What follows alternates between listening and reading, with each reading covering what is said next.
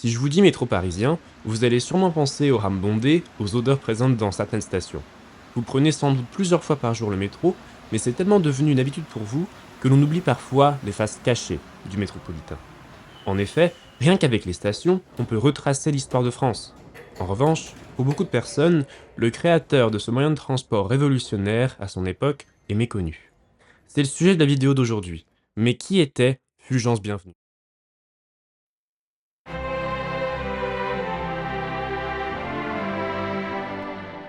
Avant d'arriver à la construction du métropolitain, remontons le temps pour nous retrouver en 1852 et plus précisément le 27 janvier. En effet, c'est à cette date que Fulgence Marie-Auguste Bienvenue naît à Uzel, petite commune située en Bretagne et dans le département actuel des Côtes-d'Armor, anciennement appelée Côte du Nord. Il est le 13e et dernier enfant d'une famille bretonne. Son père est un notaire et sa famille est apparentée avec le célèbre maréchal Foch qui s'est marié avec la nièce de Fulgence. Avant de s'orienter vers une voie scientifique, ce dernier était très attiré par la littérature, mais également par les auteurs grecs et latins. Dès son entrée au lycée, Bienvenu a déjà trouvé sa voie.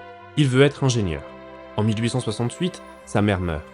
En 1869, il rate le concours d'entrée à la très prestigieuse école polytechnique, mais en 1870, après une deuxième tentative, il est reçu au 55e rang sur 151. Après de brillantes études, le 1er novembre 1872, il est admis 5e sur 18 au corps des ponts, ce qui lui permet de rentrer à l'école des ponts et chaussées. En 1875, Fulgence Bienvenue voit son avenir se dessiner. En effet, il est nommé cette année-là ingénieur ordinaire des ponts et chaussées de 3e classe. Malheureusement, son père décéda la même année.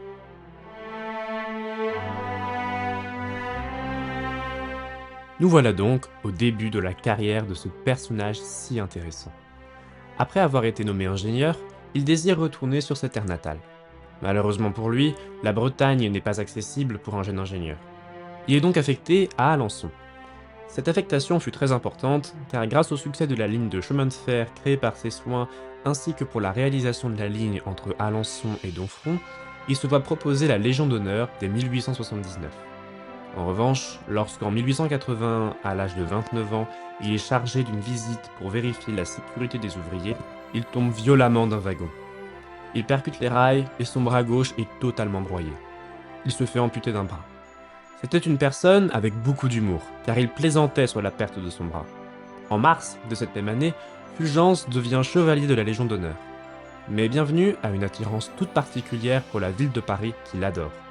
En effet, avant de réaliser l'œuvre de sa vie, il travaille tout d'abord sur différents chantiers comme la réalisation de la ligne de chemin de fer entre Paris et Strasbourg, ainsi que pour l'équipement en égouts dans certains quartiers populaires de la ville. Dès le début des années 80, il s'intéresse au transport public dans la ville de Paris. Sa première œuvre est un tramway funiculaire qui fut inauguré en 1880, permettant à certains ouvriers, après leur journée de travail, de remonter dans des quartiers situés dans les hauteurs comme Belleville. L'arrivée d'un tramway était donc essentielle.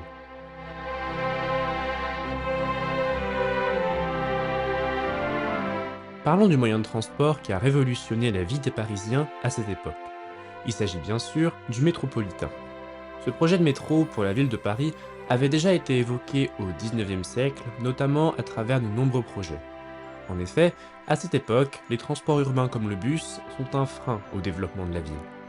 C'est donc en 1895 que l'avant-projet soumis par Fulgence Bienvenue et Edmond Huet de créer un réseau souterrain fonctionnant à l'électricité est validé. En 1897, l'ingénieur breton présente les plans définitifs de ce projet titanesque qui sont adoptés. Cependant, il faut réaliser la première ligne en un temps record, car en 1900 a lieu l'exposition universelle. Un an plus tard, le 4 octobre 1898, les chantiers sont lancés. De plus, cette même année, la Compagnie du chemin de fer métropolitain de Paris, ou plus communément appelée CMP, est créée, ce qui constitue l'un des ancêtres de l'actuelle RATP. Cette ligne relie la porte Maillot à la porte Vincennes et fut inaugurée le 19 juillet 1900. Petite anecdote. Le tracé original a été modifié au dernier moment car la ligne 1 devait avoir pour terminus ouest la porte Dauphine, qui est celui de l'actuelle ligne 2, avant d'être modifié en faveur de la porte Maillot, jugée plus rentable et plus pertinent d'après les différentes études de trafic menées. Bienvenu est dès lors nommé officier de la Légion d'honneur. Cette dernière est un succès. Les Parisiens sont attirés par ce tout nouveau moyen de transport avec un gain de temps non négligeable et un confort inégalé par rapport à l'offre de transport proposée en surface. En décembre 1900, on comptait déjà 4 millions de passagers ayant été transportés via le métropolitain parisien. En conséquence, l'extension du réseau continue avec la création en seulement 5 ans des lignes 2 et 3 du métropolitain. En parallèle, le chantier de la ligne 4 est commencé en 1904, mais il pose plusieurs problèmes techniques. En effet, le tracé de cette ligne passe par une traversée de la Seine. Cet important défi technique est relevé grâce à la technique de fonçage. Mais en quoi consiste cette méthode? Il s'agit en fait de procéder, grâce à des caissons en béton armé, à leur forage vertical. La technique de congélation des sols, encore utilisée aujourd'hui, a été employée afin de pouvoir construire un souterrain même dans une zone inondable. Après de multiples péripéties, la ligne est ouverte au grand public en janvier 1910. Désormais, revenons quelques années en arrière, et plus précisément le 10 août 1903, où se déroula une des plus grandes catastrophes du métropolitain. Cet accident s'est produit sur la ligne 2 Nord, lorsqu'une rame de métro de type M1 s'enflamme. Cet incendie se terminera avec un bilan humain très lourd. 84 personnes sont mortes dans les stations Couronne et Ménilmontant. Mais comment une telle tragédie a-t-elle pu se produire? Tout commence à la station Barbès, qui est seulement renommée en Barbès-Rochechouart en 1907, lorsque le conducteur du train voit de la fumée se dégager d'une des motrices. Il s'agit d'un court-circuit. Les flammes sont rapidement éteintes à cette station, mais après la remise sous tension de la rame, l'incendie reprend. Le feu se propage à grande vitesse, car à cette époque, les rames sont en bois. Celle-ci, ayant déposé les voyageurs, repart à vide pour atteindre au plus vite la voie de garage du terminus de la ligne à Nation. À l'entrée de la station Ménilmontant, un violent court-circuit se produit, ce qui enflamma entièrement la motrice avant que le feu atteignît le reste de la rame. À cette station, dont les quais sont bondés, la fumée les envahit. Certains seront pris au piège des émanations toxiques et des flammes. Les personnes présentes sur le quai durent fuir par le tunnel en direction de la station Père-Lachaise car ils ont mis trop de temps à évacuer. Une autre rame, en direction de Nation, arrive surchargée à cause de l'heure de pointe et du nombre de passagers qui durent descendre aux stations précédentes pour raison de sécurité.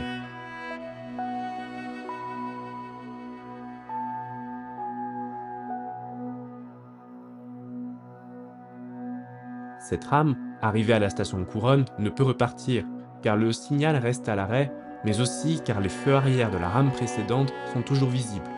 Une dizaine de minutes plus tard, ces feux s'éteignent brusquement et un bruit assourdissant d'explosion retentit dans le tunnel. Une épaisse fumée noire se propagea alors rapidement en provenance de l'entrée de la station Ménilmontant. Les passagers de la rame arrivés à Couronne sont invités à descendre, mais certains voulant attendre une reprise du trafic ou de se faire rembourser leur ticket restent dans la rame. Seules certaines personnes suivent les ordres du chef de station et du conducteur. Après ces instants, la panique commence à s'installer dans le souterrain et aux alentours de 19h30, l'éclairage électrique est interrompu. Les passagers présents dans le train et sur le quai se précipitent dans une bousculade vers une sortie unique. Des passagers se dirigèrent vers la sortie de la station. Ceux-ci furent dans la plupart des cas sauvés, mais intoxiqués plus ou moins sévèrement. D'autres, ne connaissant que très peu les lieux, finirent par se diriger vers l'extrémité nord de la station, qui ne mène que dans le tunnel vers la station Belleville. En empruntant le tunnel, certaines personnes furent sauvées, mais 2 d'entre elles furent intoxiquées. Les autres passagers, essayant de trouver une issue, s'effondrèrent asphyxiés contre les parois en céramique situées à l'extrémité du quai. Les pompiers, comme vous vous en doutez, arrivèrent au plus vite sur le lieu du drame, mais ils ne purent pénétrer dans la station car la chaleur était extrême. Les rescapés sont secourus et leur sont prodigués les premiers secours par un pharmacien de Belleville. Le préfet de Paris est également sur place et tenta en vain de descendre dans la fournaise. Fulgence Bienvenue était aussi présent. C'est seulement qu'aux premières heures de la matinée que le feu semble éteint et que l'atmosphère devient plus respirable. Les pompiers et les secouristes, ainsi que le préfet de Paris, M. Louis Lépine, descendirent aussitôt dans le tunnel avec des torches car l'éclairage n'a pas résisté. Dès lors, ils peuvent constater de l'ampleur de la catastrophe. En 1906, toutes les rames du réseau furent changées pour un matériel roulant entièrement métallisé. La mise en service d'un nouveau matériel moderne, le Sprague Thompson, intervient 2 ans plus tard. Cet accident est le plus meurtrier de l'histoire du métro parisien.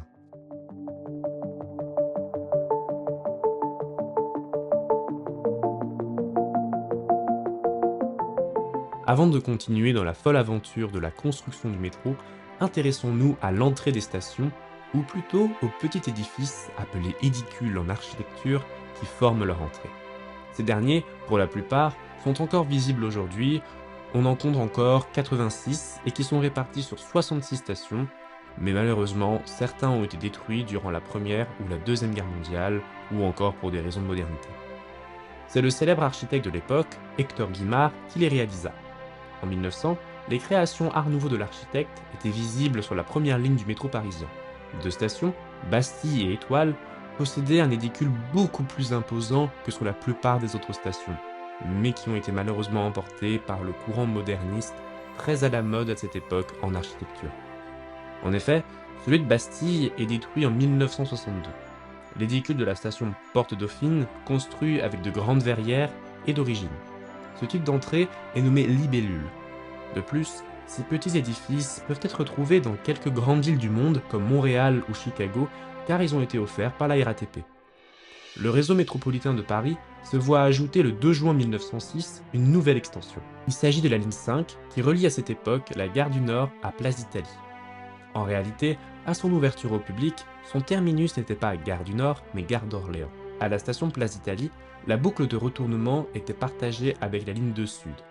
Cela commençait à poser de plus en plus de problèmes d'exploitation, ce qui conduit à la construction des quais de la future ligne 6, qui serviront pour la construction de la ligne 2 Sud. 14 octobre 1907, la ligne 2 Sud fusionne avec la ligne 5.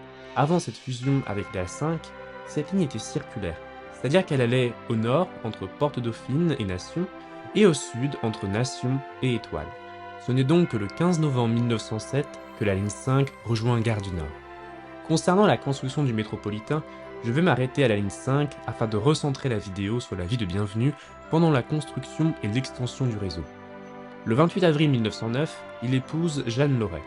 Il reçoit également cette année-là le Grand Prix Berger de l'Académie des sciences. Lorsque la Première Guerre mondiale commença, malgré un âge avancé de 62 ans, il obtient en août 1914 sa mobilisation pour exercer les fonctions d'un colonel du génie. Il participe à la mise en fonctionnement du camp de défense retranché de Paris. L'ingénieur Bienvenu fut donc démobilisé le 26 août 1914 à la suite d'une demande du préfet de la Seine de la reprise des travaux du métropolitain. Ce dernier ne fut pas seulement affecté que sur la construction de ce moyen de transport. En effet, c'est lui qui supervisa la construction du port de Gennevilliers, l'aménagement du canal Saint-Denis, mais également l'élargissement du canal de l'Ourcq. Quelques années après la fin de la Première Guerre mondiale, Fulgence Bienvenue se voit remettre par la ville de Paris en 1924 la Grande Médaille d'Or. Le 26 janvier 1929, il fut promu au rang de Grand Croix de la Légion d'honneur, ce qui est un très grand honneur pour lui. Il travailla sans relâche tout au long de sa vie jusqu'à ce qu'il prenne sa retraite en décembre 1932, alors qu'il avait un petit peu plus de 80 ans. On va brièvement évoquer la personnalité de cet ingénieur. En effet, c'était un homme particulièrement cultivé et très intelligent. D'après ses collaborateurs, c'était un homme agréable et il était apprécié. Il avait beaucoup d'humour, et notamment lors de la perte de son bras. C'était un homme humble et il savait reconnaître le talent de ses collègues et de ses collaborateurs. Face aux critiques, et notamment lors de l'incendie meurtrier de août 1903, jamais il ne remit en doute la construction du métropolitain de Paris. D'ailleurs, à propos de ce dernier, il déclare « L'artiste imprime à son œuvre un sceau de personnalité, alors que l'ingénieur est amené à se considérer comme l'artisan d'une œuvre impersonnelle. » J'aime beaucoup cette citation car je la trouve vraie et humble. Il fut surnommé, à juste titre, le père du métro.